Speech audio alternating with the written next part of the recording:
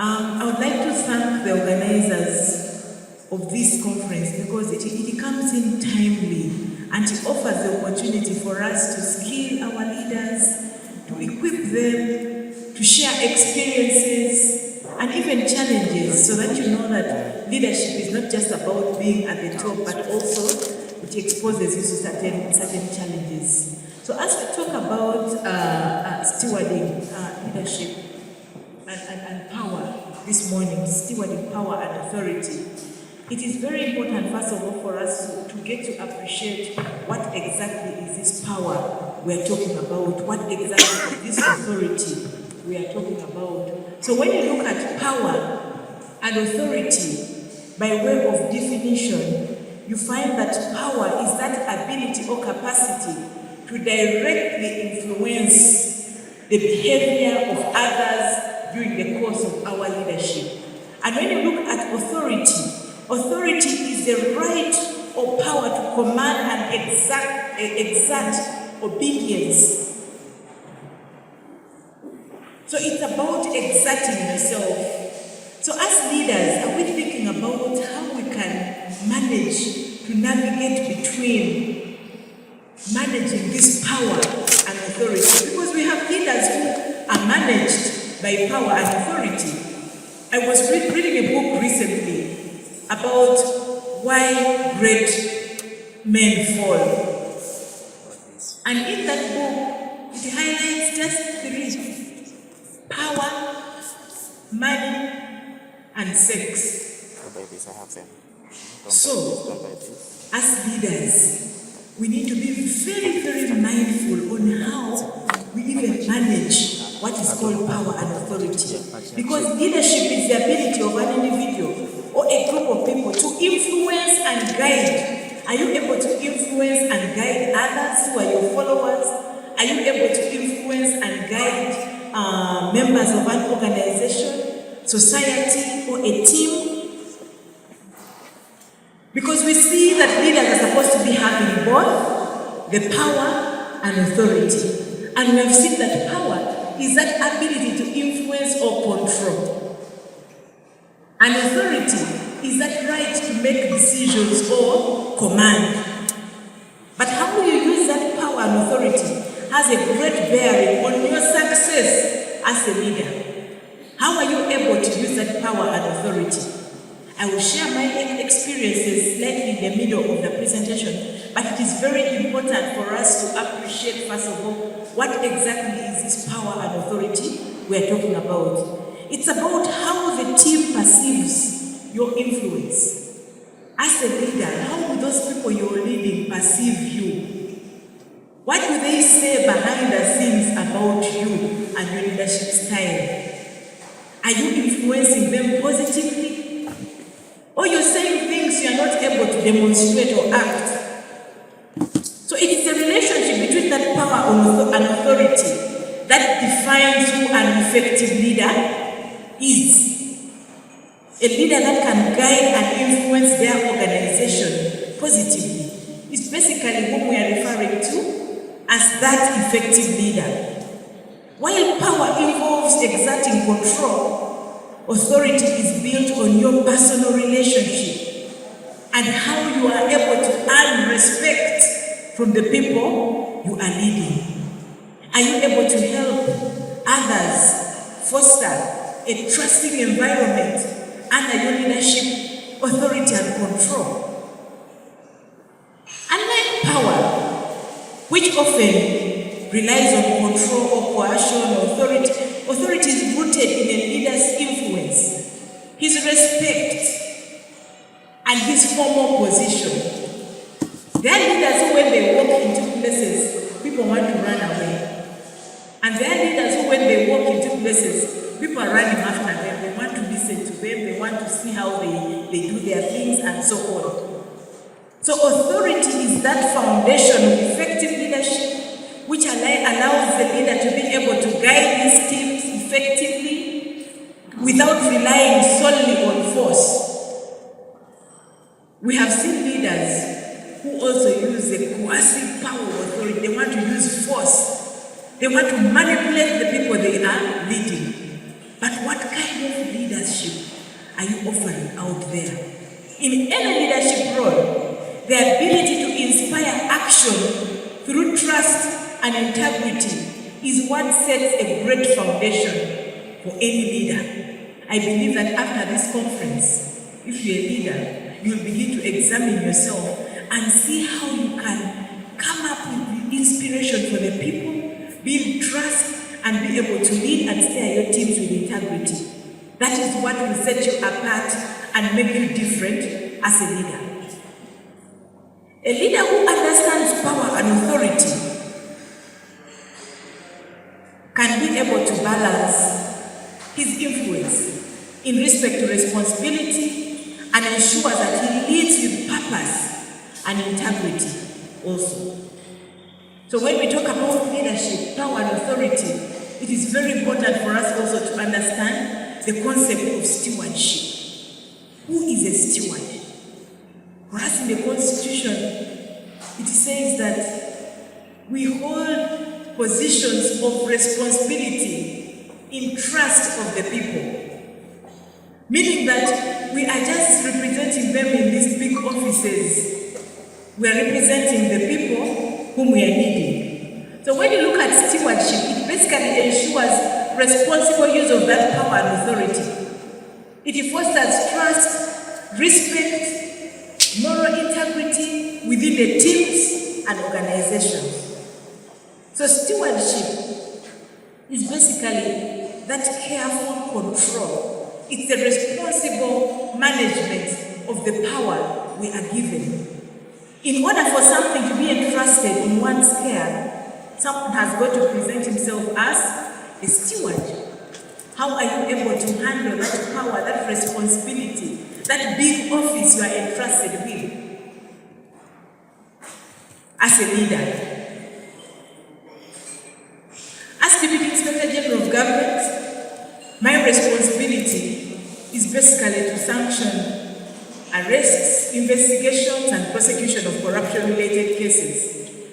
But I find it very, a very heavy task on me as an individual. And that one calls for the careful management of the power given to me under the law. Friends, if you read the law that sets up the Inspectorate of Government and the Constitution, you realize that we have a lot of power and authority to control issues in this country.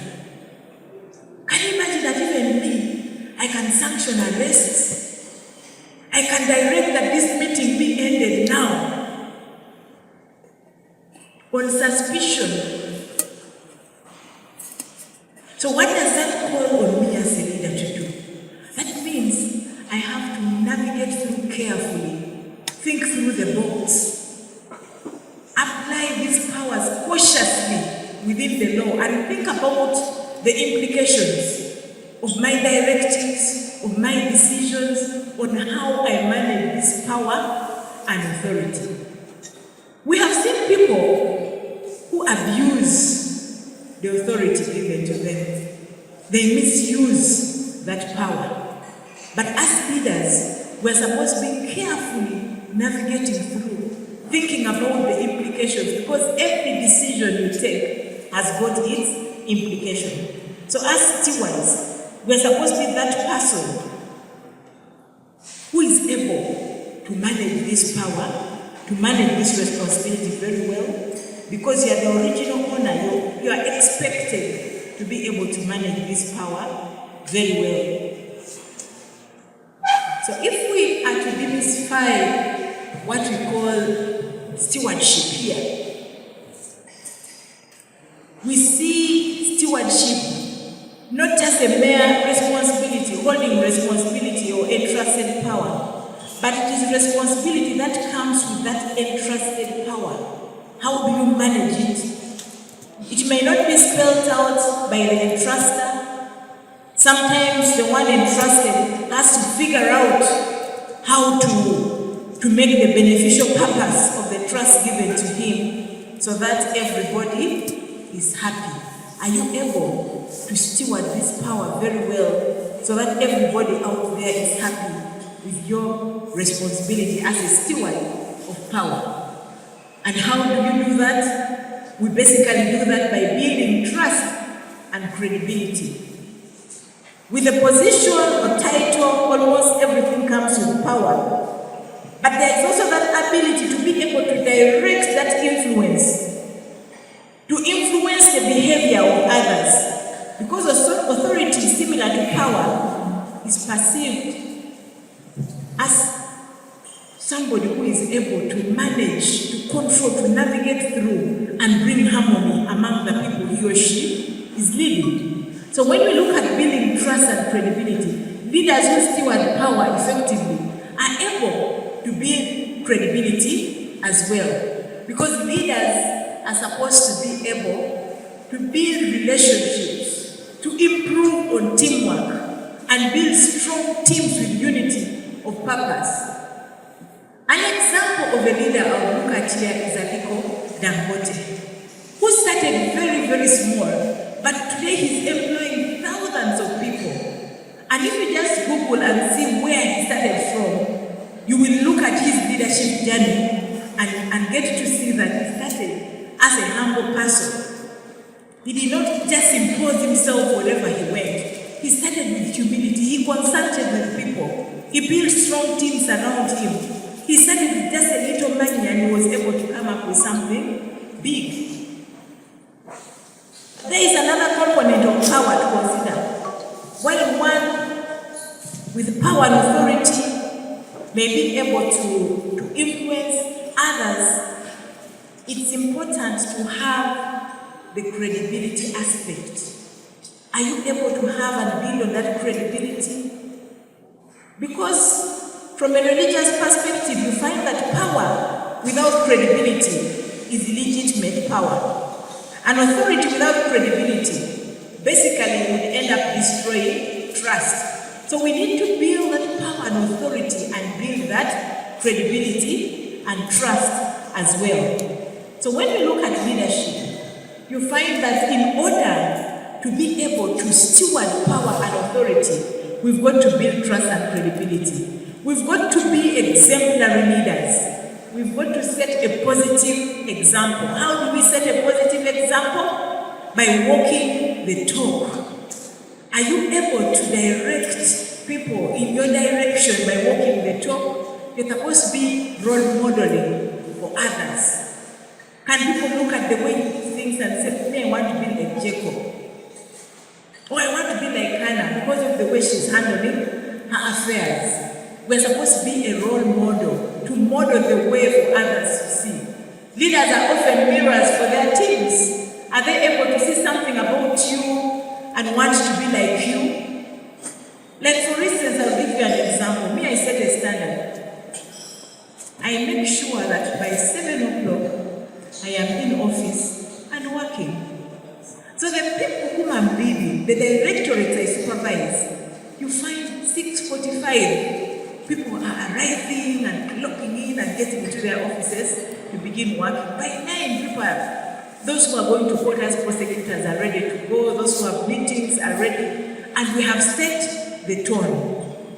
I did not tell anyone that please be coming at 7 because in the public service standing orders, arrival time is 8 and departure is 5 o'clock. But in order for us to be effective, we decided that I will go a bit early, but others have seen and they have picked up and now they also do come early. That is being an example. Responsible behavior, which reflects the values for the organization.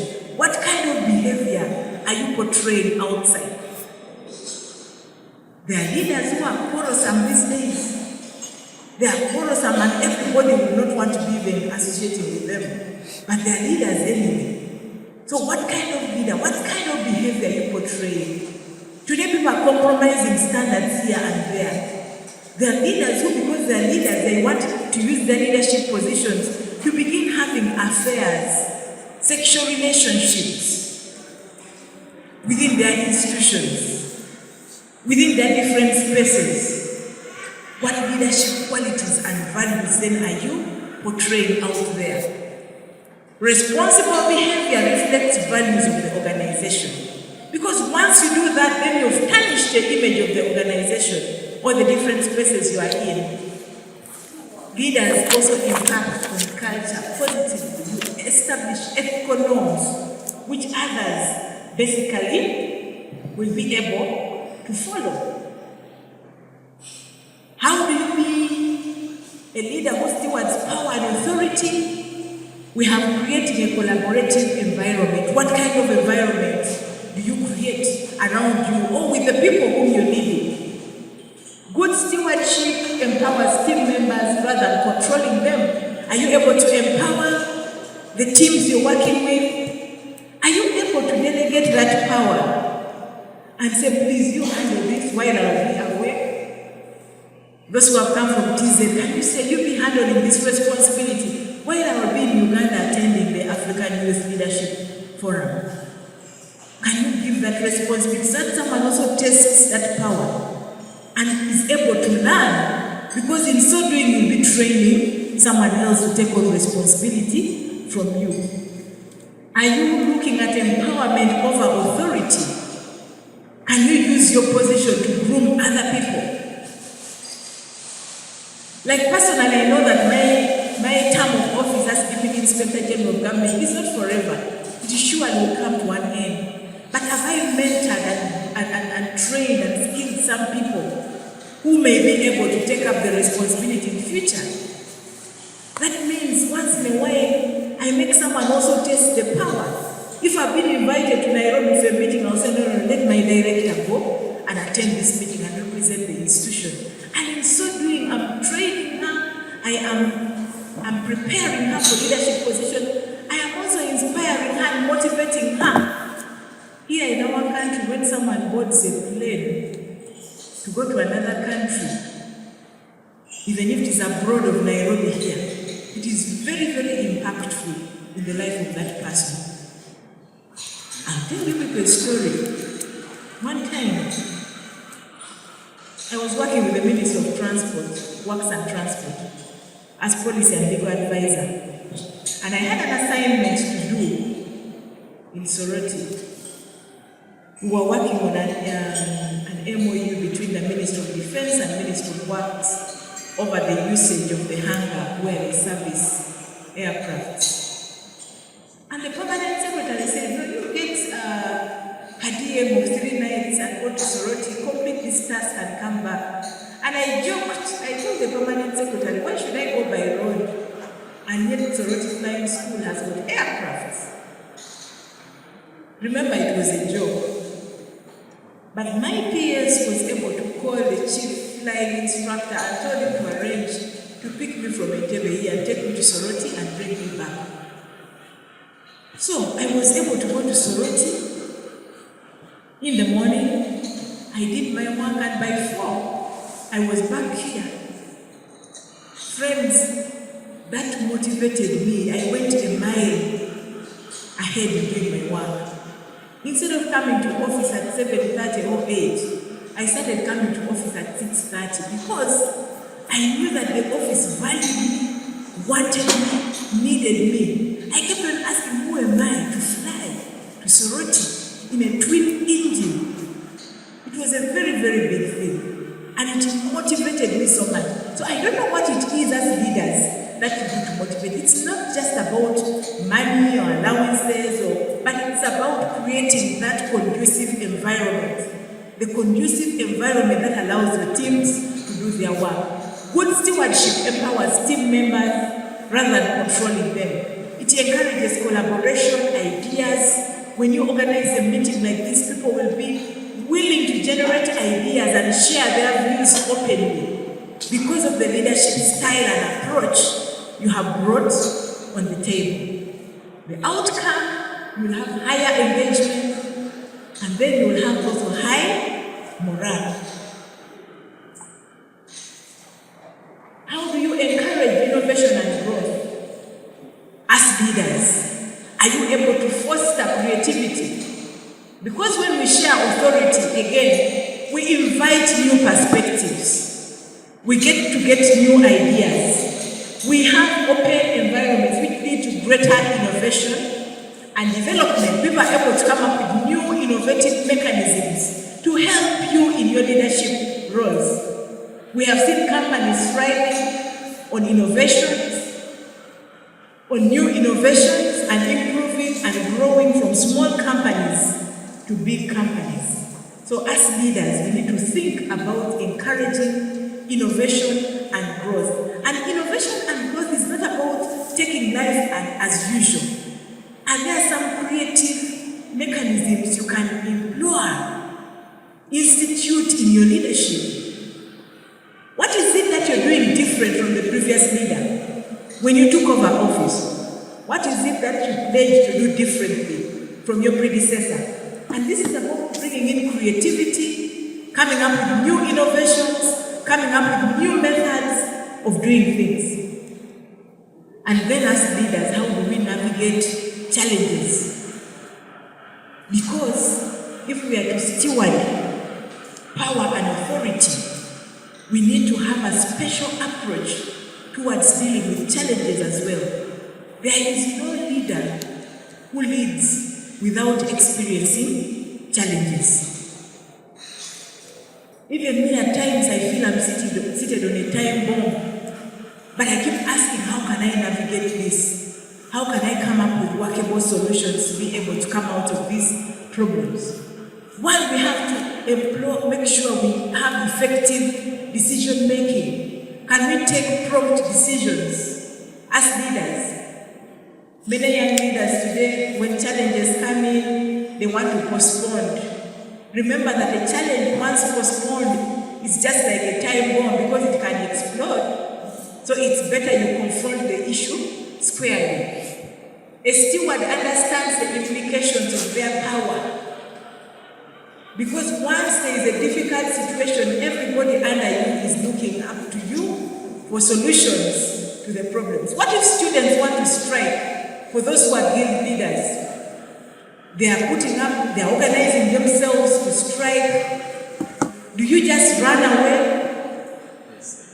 A prudent leader will organize himself with his leadership, with his committee or his cabinet, and say, let us get to meet these students. Let's get to engage and listen to their issues and provide solutions to those problems. But if you run away and the problem keeps brewing and brewing and brewing, it will erupt like a volcanic eruption and it will become something else. So a responsible leader considers the wider impact of their actions. And the scenario I have is leading through crisis responsibly. When people are striking or rioting, you just join them and say, yes, let's all join. They will be happy because even me, the leader, I have joined them. But what example are you setting out there as a leader? We need to foster a culture of accountability, because accountability begins with you, the leader. Accountability begins with me. If I'm talking about accountability, I should be, first of all, accountable to myself and those around me and those whom I am leading. In the Inspectorate of Government, we have a strategy called TAG: Transparency, Accountability, and Anti-Corruption. And we have rolled it out, we are rolling it out to ministries, departments, and agencies, and we want each ministry, each department and agency of government to have its own internal anti-corruption mechanisms. But you realize that accountability is about collective responsibility. It's not just accountability for money, but also accountability for the human resource and those people around you as leaders. So when you're a leader, you're leading big teams. How do you lead them in the right direction? Are you accountable to them? Or they're having question marks about you? There are times leaders get gifts and offers. You get a gift or a donation that you're supposed to handle this responsibility, and then you go ahead and you're not even accountable to the people. You don't explain to them, but they're waiting to see how you plan with them to use that particular donation. But the moment you do it secretly, then people will begin having a question mark against you. They will begin saying, no, the leader, the guild president get all this money. There was a time in Okiria University where the student guild leadership was sponsored to go to Netherlands. for a very important meeting, and they were given a lot of money. And the students decided, the leadership decided to go to Nairobi, and they divided that money among themselves. Now the person who got the smallest amount of money decided to bail the cat. Came back and reported and said the guild leadership got this money, these millions. We traveled to Nairobi, they shared the money among themselves, and they have now come back. What a shame it was for the guild leadership at the time.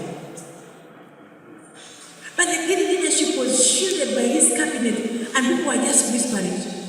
Nobody knew what exactly had transpired. It was just this one person who went singing and talking about it, that these people, you people, did not go to Netherlands. They have been in Nairobi here, they shared the money that was given to them. So accountability is about walking the talk. Being able to be as transparent, and when you're transparent, then you're building trust. You're building trust even among the teams you have. Teams strive for accountability. You can have, like for me, I have a mechanism of having my cluster briefs. I head certain directorates within the Inspectorate of Government, but I ensure that we have got our brief meetings. It can be after 2 weeks or after a month, but it is from those briefs I get from the directors on what it is that is happening in the directorates that help me to feed into what I say in the top leadership meeting. It helps me to show that I am in control, I am in command of my dockets. I know what each director under my supervision is doing in respect to implementing the mandate of the institution. So as leaders, do you know what is going on around your teams? Do you know what each member under you is doing? It is very, very important to cultivate that approach in our leadership. Then in terms of success, we look at the long-term success, the sustainable outcomes. Remember, this is training ground for you. You may start as a student leader and later on you become the Deputy Inspector General of Government, if not the actual Inspector General of Government. So we have got leadership that misuses power. It can lead to toxicity and turnover. Like the other example I shared with the people who went to Nairobi rather than going to Netherlands. Good stewardship promotes long-term success and harmony. If you could start now, then in future we are doing background checks, we are vetting, and then your report comes up. This person was a very good leader. He was able to motivate and inspire his teams. He handled his leadership responsibility very, very well. He was able to cause a significant impact in the lives of many students. Straight away we said, no, he can manage this docket in government. He can handle a big department with a lot of money and activities because he was able to manage the small responsibilities while he was a student. Because when you are a good leader, a good steward promotes long-term success and harmony. You're able to impact leadership style, you're able to cause retention. People will not be running away or resigning and looking for greener pastures because of your leadership style and responsibility. Then you are able to impact organization culture, you're able to shape the future of the institution. Leaders normally have the opportunities to define the organizational culture as well. Responsible stewardship normally leads to healthy and ethical workplaces. Transformational leaders normally are able to change the organization and even cause them to think differently because now they're thinking in that path of leadership, growth, and development.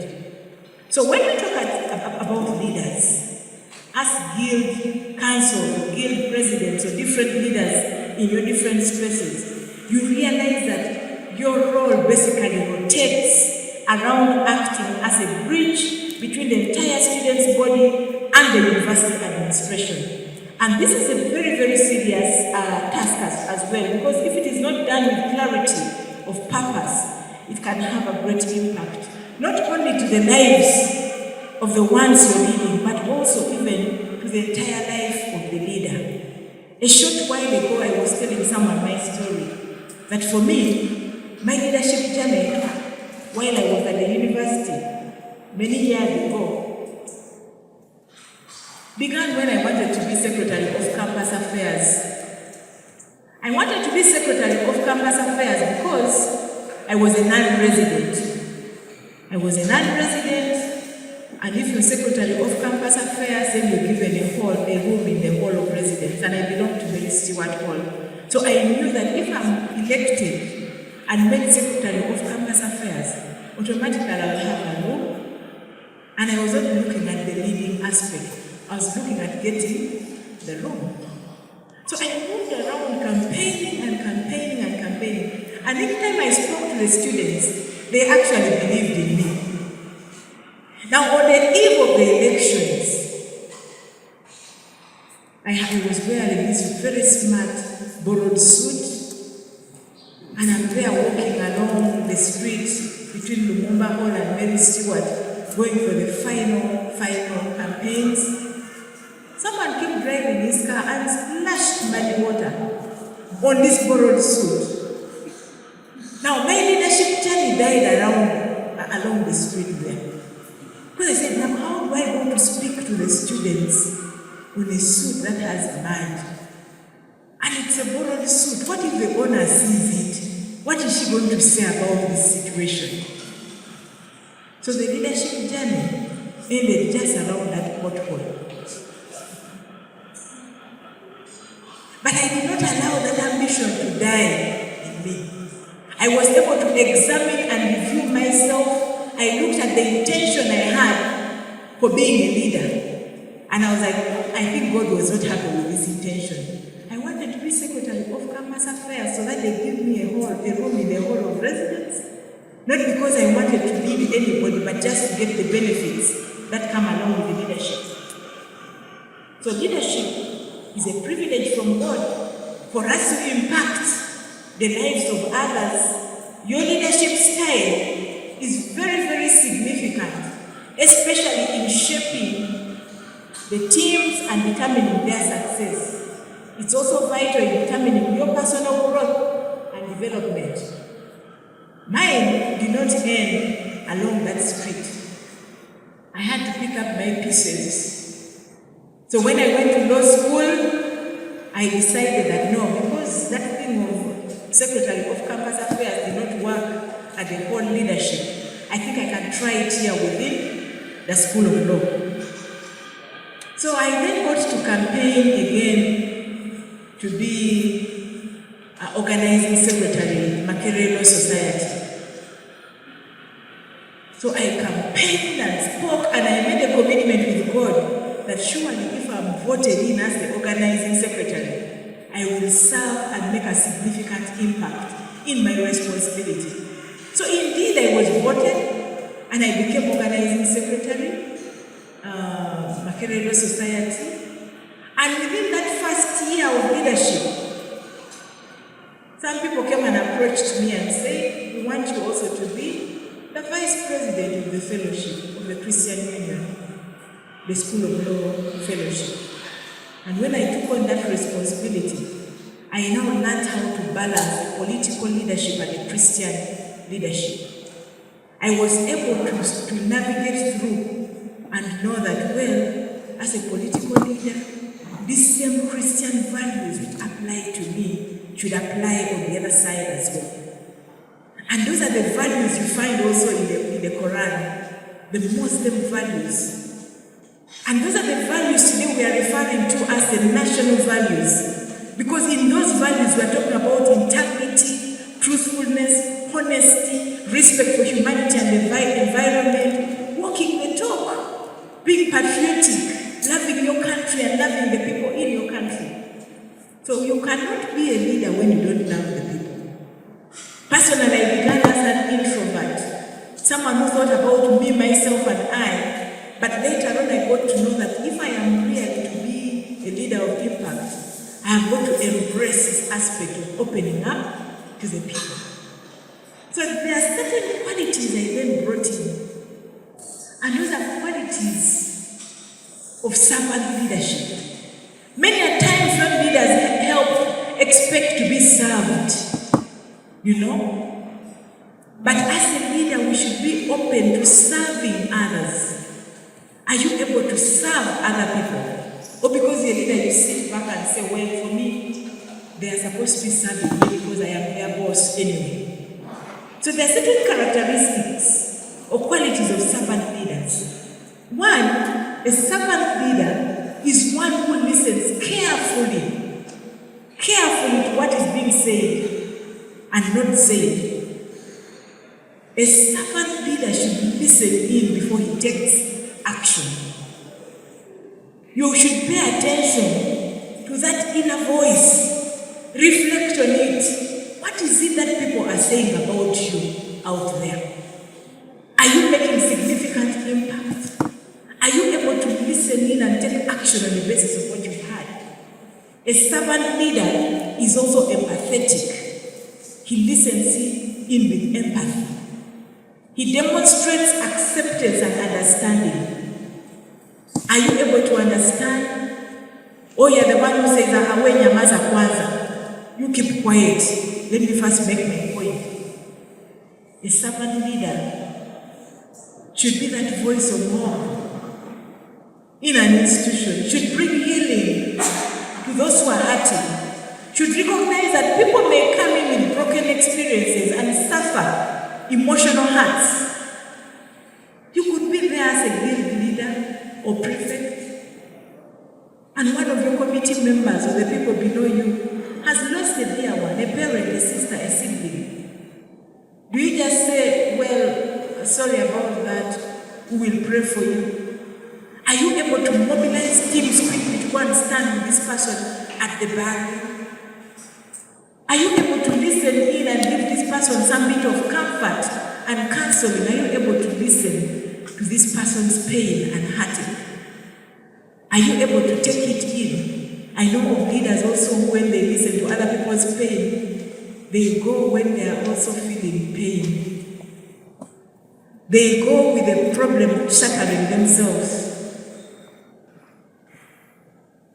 Have you seen these leaders who want to mourn more than they believe? You've gone to the funeral, but the person is mourning more than the person who has actually lost. But what I'm saying is that a servant leader is able to partner together and to overcome even life's obstacles and mend relationships. People will come with all sorts of problems. And then a servant leader also needs to view situations historically, needs to analyze issues and evaluate issues against ethics, power, and also values. A servant leader also has the quality of having persuasion. He does not coerce others into compliance or performance, but he convinces them to reach a consensus. Are you able to cause people to reach a consensus? Are you able to be rational as a leader and persuade others to collaborate in order to have collective success and achievement? Are you able to conceptualize, to have that visionary approach to great dreams? Because the servant leader is not just consumed by the short-term goals. He doesn't lose sight, but he looks at the bigger picture. And what is the bigger picture? Because you're like this captain taking people to a destination, and your picture is arriving at that destination victoriously. So a servant leader should always be able to conceptualize the future and have foresight. Foresight means leadership. Look at what happened. You should be able to learn from your mistakes and take every challenge as an opportunity to even launch deeper and keep improving. Personally, while at the university, as a leader, I also did a supplementary or two. Meaning that even leaders fall, even leaders get shortfalls. But how you navigate through, how you're able to come out of it victoriously.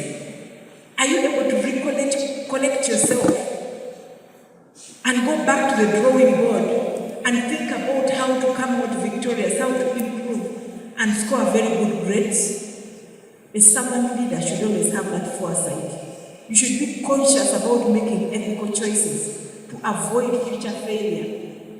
Because now if you're a guild president and you've gotten a supplementary or two, and you're not able to navigate through and read and pass it, what image are you passing to the people you're leading? They're going to say, guild president, he did also go through this.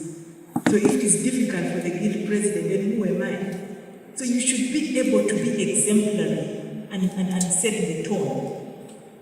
Then in terms of stewardship, a servant leader is a steward who is committed to serving the needs of others, and this one already talked about it. You should be held accountable for the successes of the organization in meeting your goals, even in the relationship and impact it has out there. You should be committed to the growth of people. A servant leader encourages the growth of others. You should have a growth mindset, believing that everyone can gain new understanding through your leadership. You should desire to nurture people, encourage them, and so on. So it's very, very important for servant leaders to build strong communities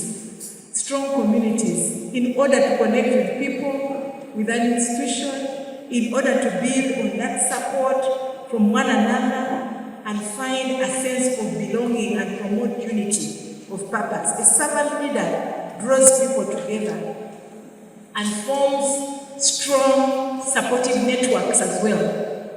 So as leaders, let us strive to be servant leaders, because if we are to steward power and authority, we are supposed to portray the qualities and principles of true servant leadership as well.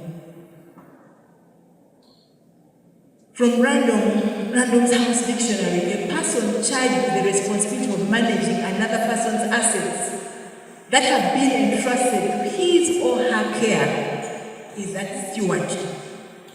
So as a steward, this is my story.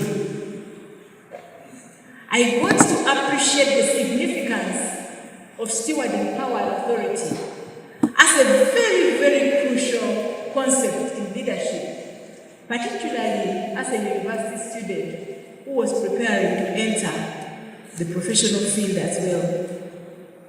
From the time I decided that I want to be a lawyer, I decided, no, I want to be this lawyer who is supposed to be helping people. This one thing of getting into leadership positions, and I focused more on the service. Am I able to take position and strategize with this course to help people out there? So right from law school, we began our small projects, like the street law, refugee law. We would visit prisons, listen to prisoners who have taken so long in detention and have not tried or they've not been taken to court. And that is when my leadership journey began. I mobilized my classmates and took them to FIDA Uganda to register as members of FIDA Uganda. So most of the ladies who were my friends then at law school became members of FIDA. They were calling them FIDAlettes. And I got to realize that I think if I'm able to mobilize these teams and take them there, if I'm able to mobilize students and collect our pocket money and go to prisons to visit people, if we are able to go and visit refugees, then I believe that the direction I should take is human rights law. Because under human rights law, then I will get to advocate for the rights of women, rights of children, refugees, prisoners, and so on. So it began way back in the university. While I was organizing secretary in Makerere Law Society, I used that leadership responsibility to come up with those other strategies in my leadership. And then I got to understand the nature of power.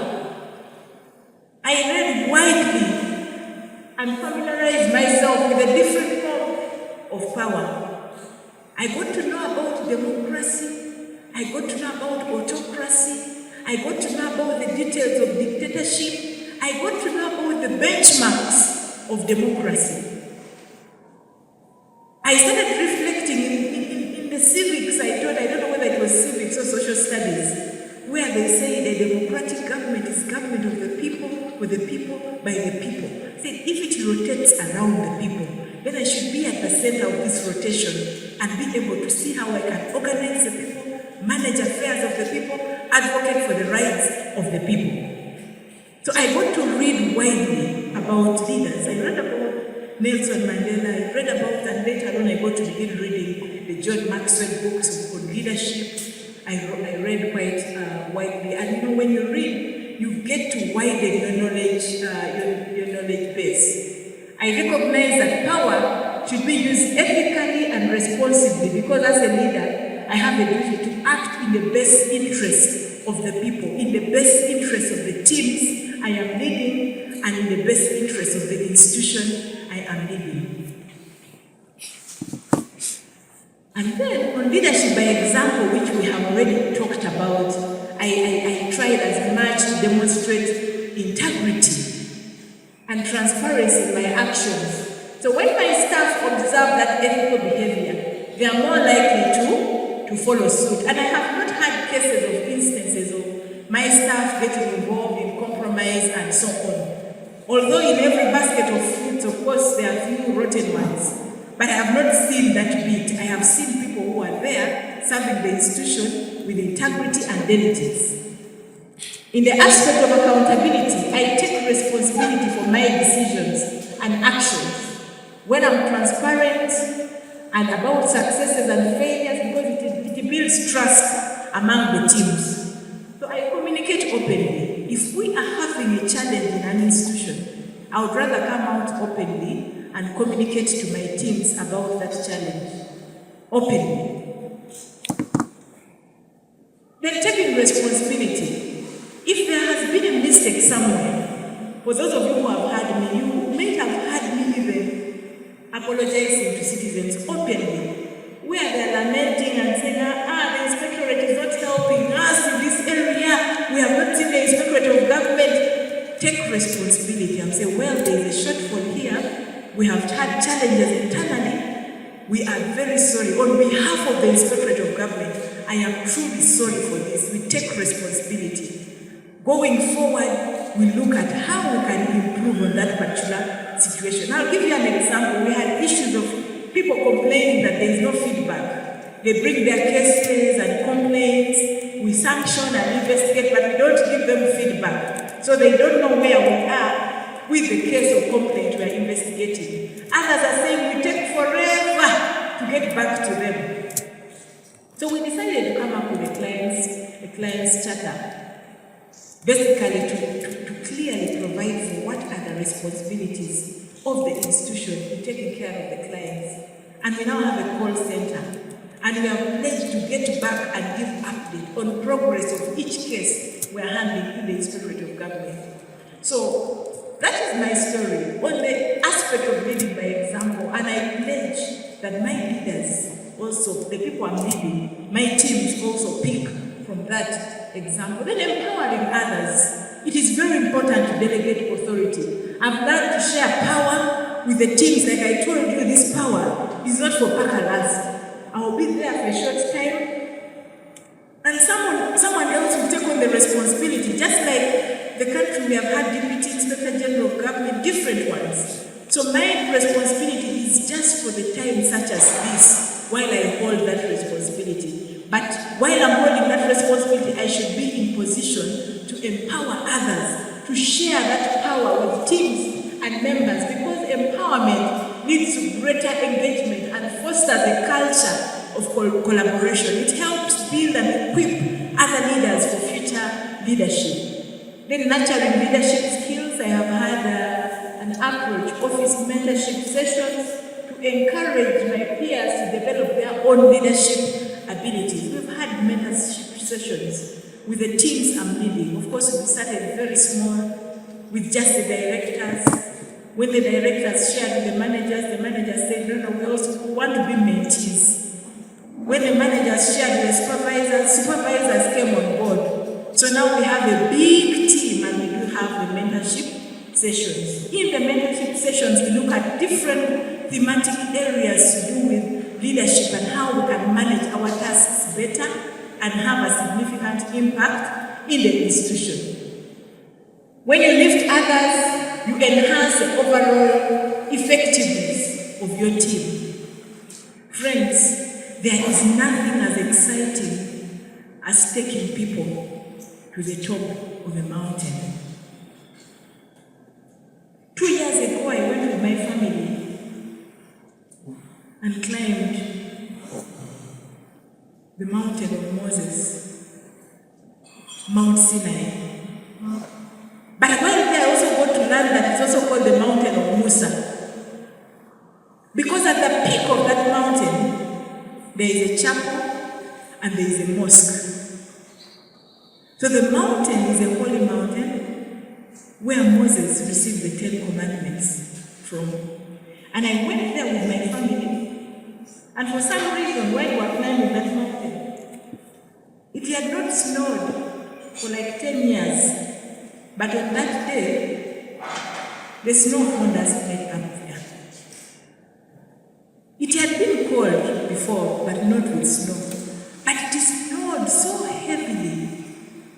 And we were there, we climbed and climbed and climbed and got there and prayed and committed all our petitions to God and started coming back. Coming back was the most complicated because it had snowed, it was also slippery. So we had to sit and come. I don't even know how to demonstrate it here, but we came with our bands, rolling down the mountain, and we came right down.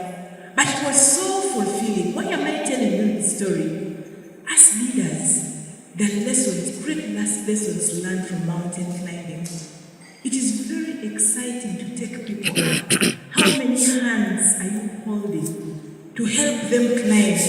How many people are you inspiring and encouraging and mentoring and nurturing to get up? You may say, hey, I'm just a student leader. But remember, there are so many followers you have. And you have the ability to have the factor tree impact. How many are you going to inspire? How many are you going to bring up? How many will look up to you and say, if it were not for my good president, I wouldn't have been where I am today. Nurture leadership skills. Cultivate emotional intelligence. You people, we are born with so many complications sometimes. The way you react to situations, we have lots of challenges. But if you have that self-awareness, you've got to understand yourself and how you react to situations. I have to manage my own emotions and how it influences my leadership style. Have you seen leaders who just burst up and take decisions out of emotions? And at the end of the day, when you go to review the decision has far-reaching implications on others. So as leaders, we need to manage our emotions by cultivating that self-awareness. This awareness helps me to manage my reactions and decision-making. There are times when I retreat and say, no, I cannot take this decision now. I would like to face this problem in the morning while my brain is still fresh. So I just close that file and say, I will look at it tomorrow with a fresh mind and think through it. Sometimes I've left the file in the office, but I've gone home thinking through it. There are times when a decision has got to do with someone spending a whole weekend in prison, or a whole week in prison,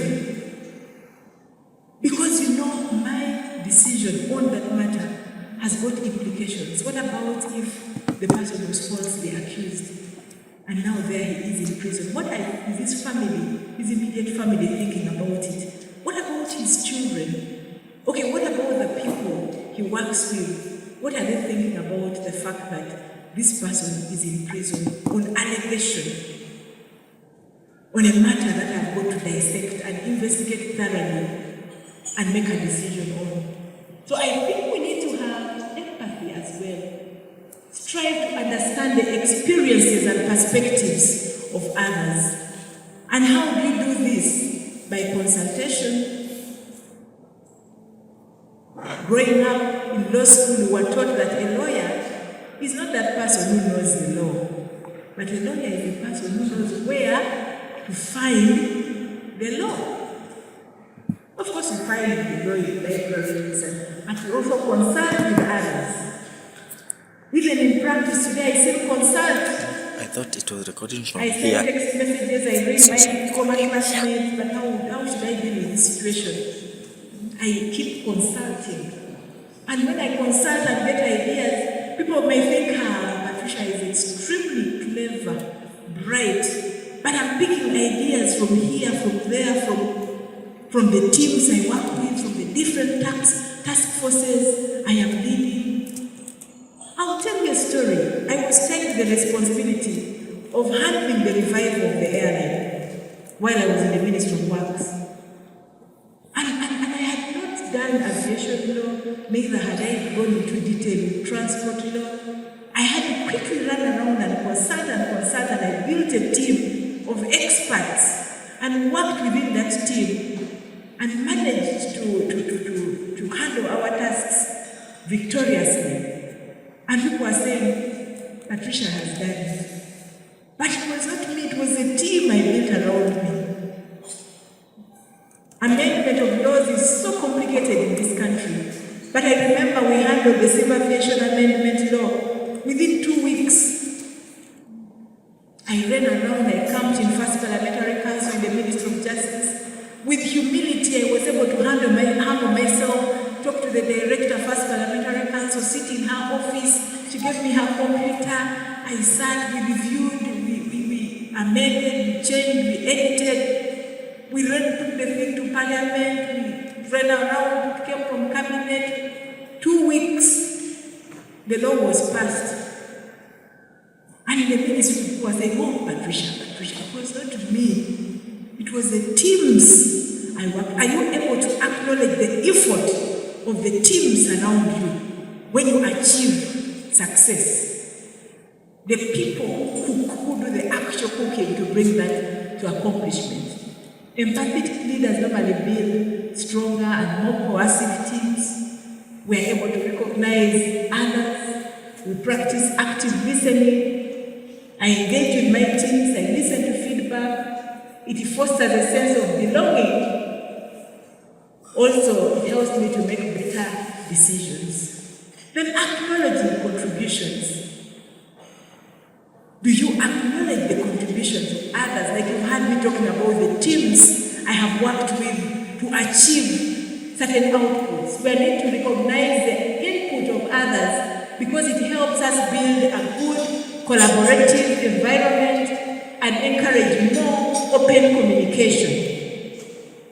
We need to foster a learning mindset, and this we again talked about. I try as much to be open to learning from every experience. Open to learning. There are leaders who, when they go into positions like mine, they act like they know it all. But nobody knows it all. You're supposed to be learning and learning again, relearning, unlearning, and learning. Embrace mistakes as learning opportunities rather than setbacks. Personally, if I go that journey and tell you about the mistakes I have made, you will be very, very surprised. But how do you come out of a mistake? Ask a leader. When we make mistakes, because human beings, we are not perfect. There are some bad decisions to make. And then you realize quickly that the bad decision, how do you come out of it as a leader? But when you make mistakes, try as much to use it as a learning opportunity and offer better leadership. In the Bible, there is someone called Daniel who took every challenge as an opportunity to review God. Take every challenge you face as an opportunity to review God. Because leaders, every day is like an exam. Tomorrow when I wake up in the morning to go to my office, I'm like, God, what are the questions going to come today? It's going to be another exam. How am I going to meet this team who are coming for this meeting? How am I going to present myself in this function? What am I going to be telling these young people at this time of the day? How should I be able to make a significant impact with this assignment? So you find that every day is like an exam, and you need to keep reviewing, encouraging, and asking God to improve continuously. Seek feedback. I actively seek constructive feedback about my leadership style and effectiveness. And this has provided me with valuable insights even for personal growth. How am I doing? How did my presentation go? Did it touch somebody's heart? Is it having an ability to transform a leader out there? I have been having programs on UBC called Your Space, where we talk about the national values and the role of the youth in the fight against corruption. But I also have a leadership program with the Family TV, where we talk about different topics on leadership.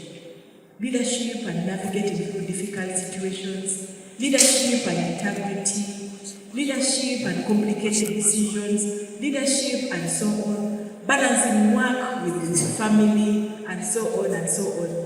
But as a leader, we need feedback, because that feedback is very, very important. It is an opportunity for me to review myself and how I'm performing, and it helps me improve. I receive both positive and negative feedback. Like in my X spaces, the times I get only insults. For instance, I will tell you there was a week I had worked extremely hard. I came from northern Uganda and ran to Chikube and went to Obogi. In Chikube, I remember I arrested some project officers with community groups over per diem, PDM rather, with their time into per diem. They were transferring money for project work into their personal. Then I had to sanction some arrests in Obongi, same case. But on my ex-spaces, whoever read through insults, they're saying you're catching Mukene, you're doing a poor job. Why are you leaving these ones in parliament and running to the small fish? So as a leader, we have those challenges. But when faced with those challenges and criticized, do you just hide your head in the sand? Or do you lose energy and say, I have done a lot, I think I am not making any significant impact here, let me leave it? There are leaders who surrender. But I have said for us as leaders, you seek feedback, whether positive or negative. It helps you look at, examine yourself and actually improve. Are you able to improve when you get feedback? The journey to good stewardship of power and authority. First of all, hold on loosely, because God owns it all. Don't take it like it's yours, you're all-knowing. In other words, don't get caught up with the whirlwind of power and authority, because no, it's just temporal. But use that power and authority to make significant impact. Be transparent. This might come as a shock, but there is nobody who knows it all. There is nobody who is perfect, like I've said. Most team members are much willing to forgive leaders who come clean and learn from their mistakes. So own up your mistakes when you make mistakes, because remember I've said you're not perfect. Hold others also accountable. One of the most difficult jobs of a leader is calling out problems among team members. Some people do not want to point out mistakes. Are you able to call someone and say, here, you should have done better? In service, we have performance appraisal. And most leaders fear to even sit with their team members and say, here, you didn't complete this task very well. I expected you to go like this. I am giving you 0.5% because you did not achieve this successfully. Most people fear that, but as a leader, you should have that confidence. You cannot manage power and authority without confidence. Be as clear as possible. Because if you are unclear or begin doubting, you don't waste time. Time is a very, very significant asset you have today. This world is full of distractions. Now people spend most time on WhatsApp, on what. How are you utilizing your time? As a leader, take time very, very seriously. Each minute, each second, each hour. When it passes, it doesn't get back. When it passes, it doesn't get back. There are times I sit back and say, if I was to be young again and go to the university, I think my leadership style would have been different, because now I have read a lot, I have widened my knowledge base, and I will offer better leadership. But now even in government, I imagine I'm offering good leadership because I am grounded in it. I have chosen not to waste my time. My time is well calculated. If I give you 5 minutes in my office, it should be time that is significant and well spent. Cast a compelling vision. Leaders don't lead if no one follows. You don't lead if no one follows. And no team member will follow a would-be leader who has no vision. They are following you, but where are you taking them? What is your vision? Like for me, I would look at the mandate of my institution. What does it say? What does it stand for? Where am I taking the organization? Am I making significant impact with my leadership style? I have decided to offer leadership with humility, service and humility. Because there are certain places you cannot penetrate without humility. That is why in most cases you see me here as a Deputy Inspector General of Government, deep down in Amuru, deep down in Kasese, engaging with district leaders, engaging with the community, because I want to take the presence of my institution down, deep down in the community and engage with the community monitoring and see how we can deal with the challenge we have of corruption in the country. Cast a compelling vision. Steward leadership should be well calculated and well approached in order to be able to have significant impact. As I conclude, my story, basically to greatness, started with God. The grace to become a lawyer started when I was a Christian lawyer.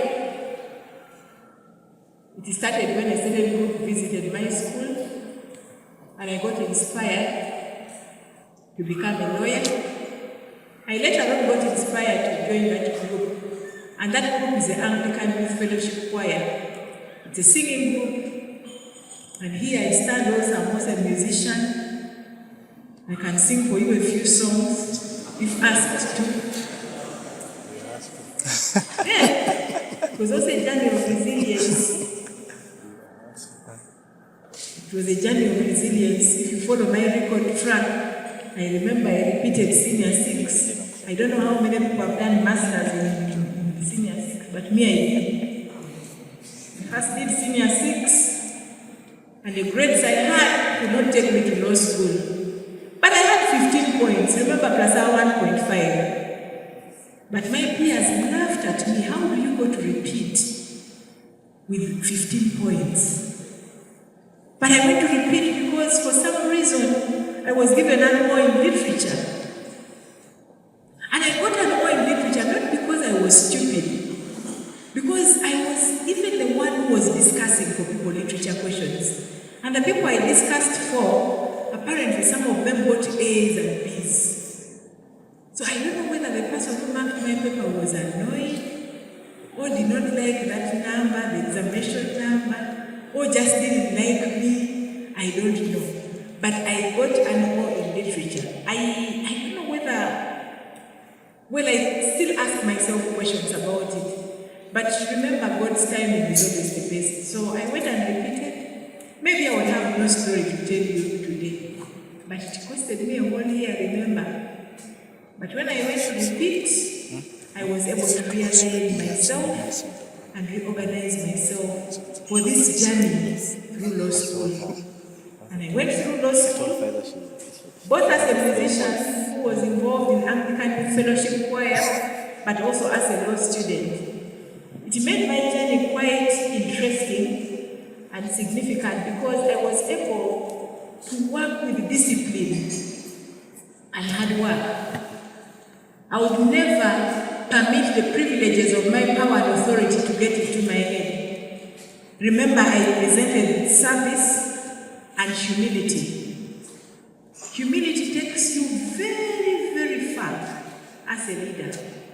Have you met these leaders who lead like they have arrived? Like they are all powerful.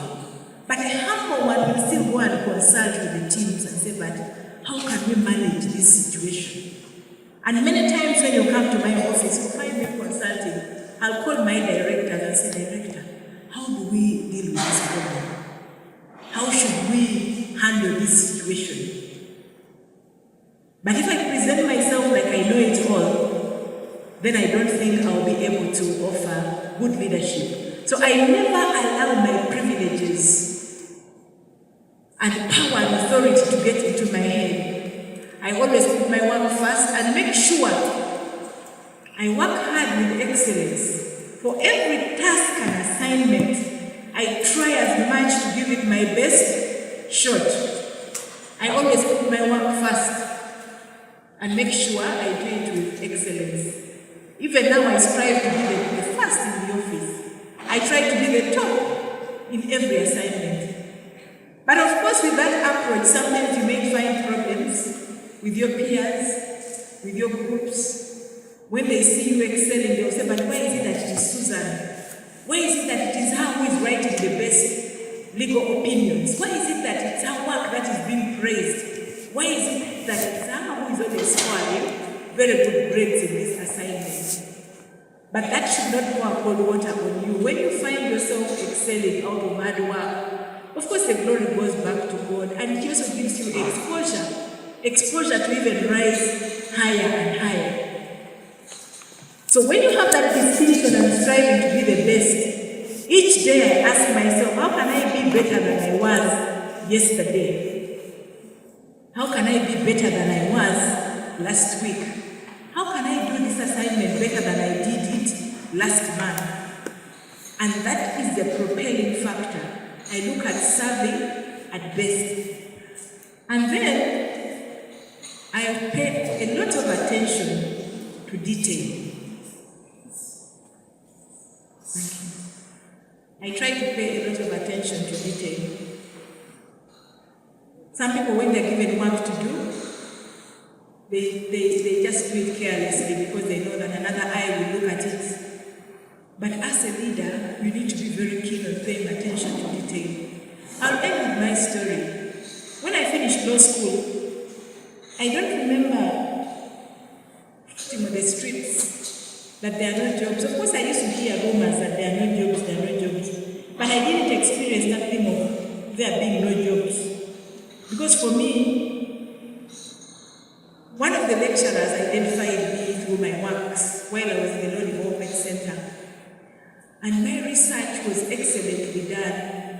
And he called me and said, Patricia, your work is so good, well researched. My wife Dorothy is looking for a researcher. So you go to Kajota Street, you find her in this organization, and give her your CV. I had heard about CVs, but I didn't know how a CV really looks like.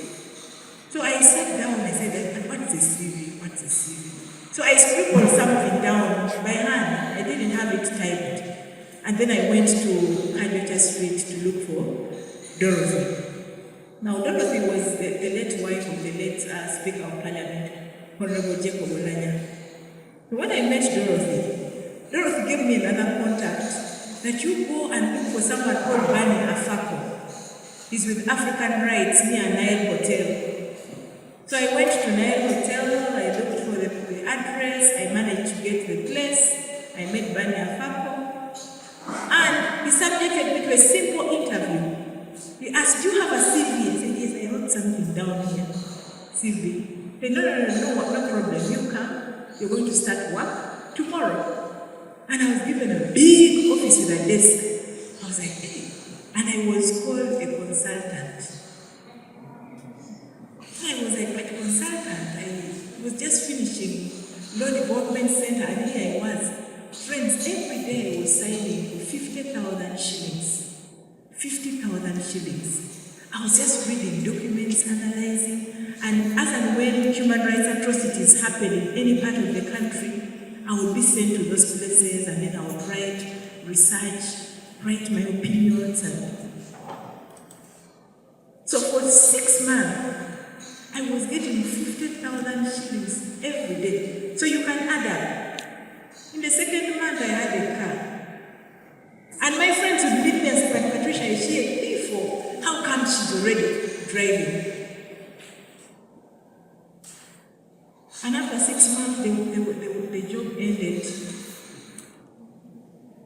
When the job ended, they were looking for me at the place where I did my clerkship, the Human Rights Commission. They said, no, you come, and if you are looking for a volunteer, there are people who you can come with us. So I went and became the first volunteer. The day I started volunteering, I prayed, I even asked God, how can I be the best? It was about diligence, serving with hard work, discipline, excellence. So I made sure I wrote the best position papers, best legal briefs and opinions, best. Within a short time, the volunteer became a research assistant, who they were struggling for, because we had about 6 commission members. Everybody was like, no, let her be my personal assistant, let her be my researcher, let her be. So the research assistant was sent to Gulu, away from where they are struggling for her. So I went to Gulu as my duty station. In Gulu, I did not last long. The chairperson of the commission called me, and I was made her personal assistant, where I served for just a short time, and I was made human rights officer. Later on, I was sent to Soroti as a regional human rights officer. Later on, so many things happened. I climbed the ladders very, very fast, and within a short time, I was in the position of Director Legal Services in acting capacity. So, the only position remaining for me was the one which needed presidential appointment. But then I was headhunted and taken to the Directorate for Ethics and Integrity to serve as a principal legal officer. And even when I got there, I still asked God, how can I be the best? How can I do my work with excellence, with hard work, with diligence? Friends, when you choose to serve with a difference, when you pay attention to detail, when you write as if nobody will read again, it's for final submission. When you do good pieces of work, your outputs speak for themselves. Because personally, I did not last long as a principal legal officer. I found myself Director, Legal Affairs, in the Directorate for Ethics, Office of the President.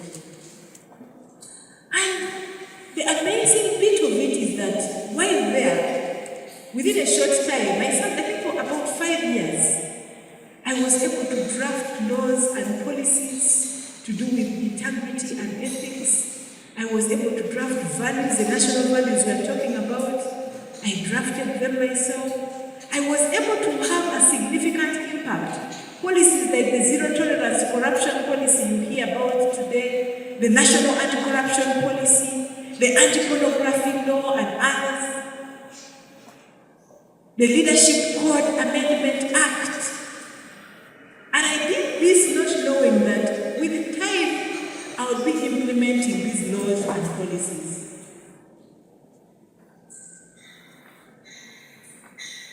I was again headhunted from the Directorate for Ethics and Integrity and taken to the Ministry of Works and Transport to be a policy and legal advisor. There again, it was about policies and laws. I drafted policies, transport policies and laws, established the airline, the standard gauge railway, the road tolling policy, did things for UNRWA and so on, Sorority Flying School. And there is when now I had been appointed commission member with Uganda Human Rights Commission. Still again, I asked myself, how can I be the best commission member? How can I offer this leadership and make it leadership with quality? How can I have significant impact in these different positions? And it was about service with hard work and excellence. Service with humility. I went down to the technical people and asked them about the environment within the commission. I took responsibility, even for the mistakes of the institution. But above all, I served with excellence. I presided over my tribunal sessions. I know my time is up, just 1 minute. I worked with excellence within a short time. I was barely 2 years in the Human Rights Commission when His Excellency the President appointed me Deputy Inspector General of Government. But by the grace of God, I have been able to handle this thing of stewardship of power and authority diligently, not being bossy, but service with humility and servant service.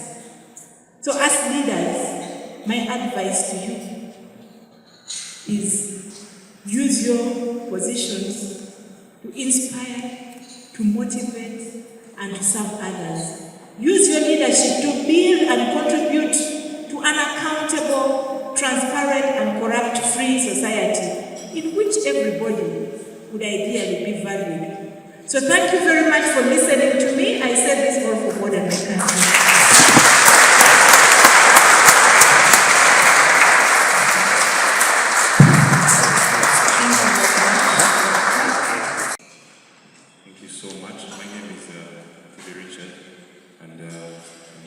President of Uganda Christian University. My question to you, Dr. Patricia, I'm going to try to give it some context. Yesterday, I and a few leaders met with the President. He wanted to have a conversation with us to try to understand some of the pains that are disgruntling the youth today. But among those things, we told him, we want to help you fight corruption. Now, today's headline, Dr. Patricia, says, a report from your office says that every day in Uganda, 25 billion is stolen. Now, in the spirit of stewardship, the previous speaker, Mr. Tim, told us that the spirit of integrity is the same, irrespective of context. Or the spirit of a fight is the same, irrespective of the fight. I just want you to give us your thoughts on, as leaders here, how can we fight corruption in our context, even before we have positions, like how can we fight corruption? Because 25 billion a day, like today, 25 billion is stolen, tomorrow 25 billion, by Monday it will be 75 billion, right? We cannot ignore these numbers. And the President asked us, what solutions, how can you help me fight corruption? And I'm throwing it back to you because that's directly your office. Just give us your guidance and I would appreciate that feedback. Thank you. Thank you. Anyone else?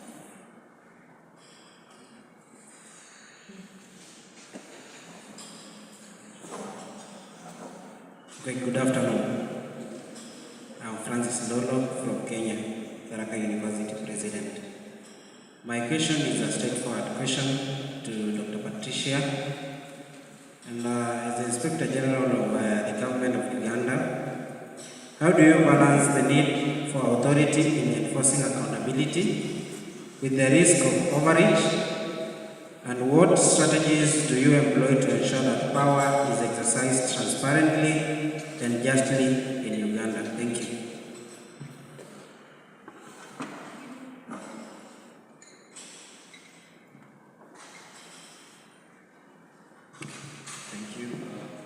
Allow me first thank the great speaker that you are having for giving. More credits goes to the leadership of the YMF and also the team in general. My question also, I would like to ask Dr. Patricia about what are the two big challenges based on your experience that you have ever encountered and made you feel like you are about to quit this leadership journey that you are in. Thank you. Ladies.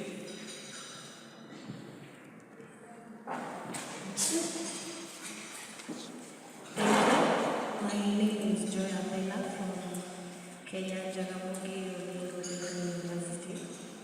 And my question for you is, how do you use your platform or your position to advocate for the causes you believe in? Thank you. They're good. They're very chill. Thank you. Good afternoon. I'm Situma Diana from Jaramogi University. I'm the Deputy President of the university. So I have a question. Doctor, you said that you were once a Christian leader. You were once in Christian leadership and in political leadership. So I think you are the right person to answer my question. 2 weeks ago, I was elected as the chairperson of our chaplaincy church in Just. So my question is, these leadership skills of political and church, and do we just use the same in leading the church, or we do the different ones in church and different ones in the university? Because you get a case in, maybe you are solving a problem in a church and just someone says, do you think we are in the university? Or maybe you are in university solving something and someone says, you think we are in a church? So please, I need those differences. Thank you. Thank you. We'll take those. Thank you very much for the question. The first one was about the challenges, the pains of the youth in the fight against corruption. If we are losing, is it 25 billion every day? We did a report as a Inspectorate of Government which shows that we are losing 10 trillion annually. Now when you look at 10 trillion, it's a lot of money. It's a lot of money. 10 trillion can actually make every child from nursery to university have a laptop. It can help the government to pay tuition for everybody and so on. So how is the responsibility, how is the youth going to, how do we envisage the fight against corruption as youth? Now the youth play a very significant role, first of all, in the fight against corruption. One, you can report cases of corruption. You can advocate and be ambassadors of integrity in your different spaces. You can come and testify and be witnesses for what you have seen and what you know, and support our prosecution cases. You can be whistleblowers. Now, a whistleblower doesn't have to disclose his identity. For any corruption happening that you know, you can report without disclosing your identity. We protect your identity and use that information and get leads, especially in our investigation process. Now, the youth, by the way, have really illuminated this war against corruption through social media. The thing has caught fire. We have gotten instances where we get cases because someone took a picture of what is happening somewhere. I'll give you an example. Sometime back, I think it was last year, at the airport, where some people were busy taking bribes from passengers at the airport. Someone just did a recording, a phone recording, and circulated it. It went viral. We took it up at our own initiative. We got to engage with the officials at the Civil Aviation Authority, and that problem has been put to rest. We were able to identify who was responsible, and those people are no longer seated at those desks at the airport. So I think the youth play a very significant role. Remember that you are the heartbeat of this country. You are the majority in terms of the population. Yesterday I was looking at the report from you both. And in terms of percentages, you are actually the heartbeat. So if we are talking to leaders here, we know that we are talking to future leaders who are ready to take on positions of responsibility in different spaces in this country. And you can start that contribution now, because as the Inspectorate of Government, we have often said that the fight against corruption is the people's war. and therefore it has to be owned, it has to be taken holistically, and everybody must be involved. So your involvement could be by being that ambassador of integrity, by reporting the case, by having your integrity promotion forums within your leadership in your spaces in the university, or it can be by coming to testify and agreeing to be a witness in some of these cases we prosecute. So you play a very, very significant role. Francis from Kenya was saying, how do you foster accountability, especially in ensuring that power is handled fairly and justly in Uganda? How do we foster that accountability? Now, in terms of accountability, for me, I supervise the Directorate of Leadership Code. Now, in the Directorate of Leadership Code, there is a standard of behavior expected of leaders of this country. One of which is a leader is supposed to be declaring his assets, his liabilities, his utilities, his income, after 2 years. Why do we do that? To ensure that there is accountability, to ensure that there is trust. The people he's leading should know his worth, should know that he declares, should know that he earns this much, should know that the property he has is within his well-known sources of income. So that is one of the ways. Then there are leaders who we find normally in breach. They're abusing public property. Now it's coming to elections. The official cars are used for taking pineapples to the market. Some people are using ambulances for taking grass to their goats. And yet there are patients and pregnant mothers who probably need to be taken to the health center or to hospital. So those are the cases people normally report to us. And within the Leadership Code Directorate, we investigate and send those cases for adjudication and the Leadership Code Tribunal. So about leadership, that is basically one of the ways we check on leadership, through the declaration. But also we receive so many cases to do with leaders who are in breach of the code. So we do verifications, we investigate, and we send to the tribunal. Two big challenges. Can you share two big challenges about which made you about to quit the leadership journey? Well, leaders don't quit. When the going gets hard or tough, you also toughen. You put on thick skin. Because now when you quit for who? And then why do you quit when the situation is now tough? What about moments when you're enjoying the leadership journey? So leaders, as a leader, when you take on a leadership responsibility, you should not fear, you should have confidence, you should have courage. Because tough times will always come. But when they come, you should not throw in a towel and run away because tough times have come. So for me, I don't remember the moments where I felt like quitting. Instead, ask me about the moments where I decided to put on thick skin and said, this I will handle. This I will face squarely. So many times, many days, each passing day comes with its own challenges in leadership, but we basically face the situation squarely, and if it's a challenge, we come up with workable solutions. How do you use your position to advocate for the causes? Well, like I said in my presentation, I am in this position for such a time as this, basically to make significant impact.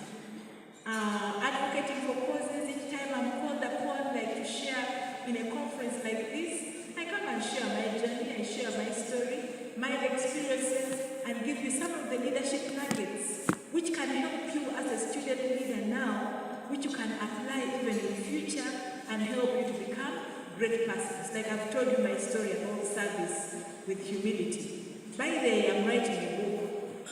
I'm writing a book about the power of service with humility. And I believe all of you here will enjoy reading that book, because that book is packaged with my story of how it started with writing a name of people who are chewing gum in class and whispering in class and coming late. It started right from there up to the position where I hold today. It's about leadership. You start taking responsibility right from the family. Are you able to own up? Are you able to participate in dream house? Because what about in class? Are you able to offer leadership? If you find disarray in class, can you bring sanity and tell people, hey, stop making noise. Let's organize these chairs in this direction. And so it starts right from there. So I'll be publishing that book and I'll be launching it sometime in the middle of December. And I believe all of you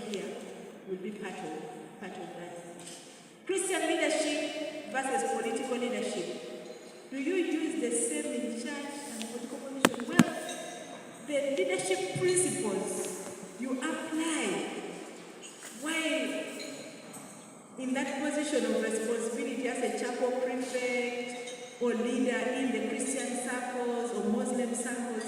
Those are the principles you come with even to the leadership, political leadership position.